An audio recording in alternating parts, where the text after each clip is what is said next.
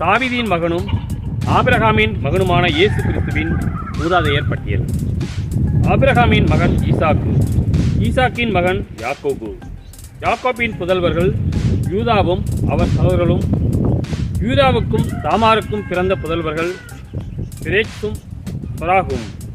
பிரேட்சின் மகன் எத்ரோன், எத்ரோனின் மகன் ராம், ராமின் மகன் அமினதாபு, அமினதாபின் மகன் நகசோன், நகசோனின் மகன் சல்மோன், சல்மோனுக்கும் ராகாபுக்கும் பிறந்த மகன் போவாகா, போவாசு, போவாசுக்கும் ரூத்துக்கும் பிறந்த மகன் ஓபேது, ஓபேதின் மகன் ஈசாய், ஈசாயின் மகன் தாவீது அரசர், தாவீதுக்கு உரியாவின் மனைவியிடம் பிறந்த மகன் சாலமோன், சாலமோனின் மகன் ரெகபயாம், ரெகபயாமின் மகன் அபியாம், அபியாமின் மகன் ஆசா, ஆசாவின் மகன் யோசாபாத்து, யோசபாத்தின் மகன் யோராம், யோராமின் மகன் உசியா, உசியாவின் மகன் யோத்தாம், யோத்தாமின் மகன் ஆகாசு, ஆகாசின் மகன் எசேக்கியா, எசேக்கியாவின் மகன் மனாசே, மனாசேயின் மகன் ஆமோன்,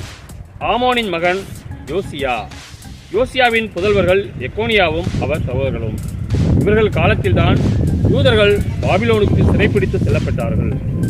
பாபிலோனுக்கு சிறைப்பிடித்து செல்லப்பட்ட பின்பு எக்கோனியாவுக்கு பிறந்த மகன் செயல்தியேல், செயல்தியேலின் மகன் செருபாபேல், செருபாபேலின் மகன் அபியூது, அபியூதின் மகன் எலியாக்கீம், எலியாக்கீமின் மகன் அசோர், அசோரின் மகன் சாதோக்கு, சாதோக்கின் மகன் ஆக்கீம், ஆக்கீமின் மகன் எலியூது, எலியூதின் மகன் எலயாசர், எலயாசாரின் மகன் மாத்தான், மாத்தானின் மகன் யாக்கோபு, யாக்கோபின் மகன் மரியாவின் கணவர் யோசேப்பு, மரியாவிடம் பிறந்தவரே கிறிஸ்து என்னும் இயேசு.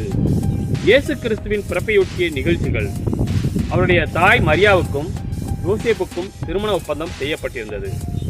அவர்கள் கூடி வாழும் முன் மரியா கருவுற்றிருந்தது தெரிய வந்தது. அவர் தூய ஆவியால் கருவுற்றிருந்தார். அவர் கணவர் யோசேப்பு நேர்மையாளர்.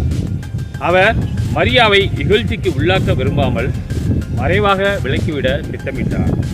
அவர் இவ்வாறு சிந்தித்துக் கொண்டிருக்கும் போது ஆண்டவரின் தூதர் அவருக்கு கனவில் தோன்றி, யோசேப்பே, தாவீதின் மகனே, உம் மனைவி மரியாவை ஏற்றுக்கொள்ள அஞ்ச வேண்டாம். ஏனெனில் அவர் கருவுற்றிருப்பது தூய ஆவியால் தான். அவர் ஒரு மகனை பெற்றெடுப்பார். அவருக்கு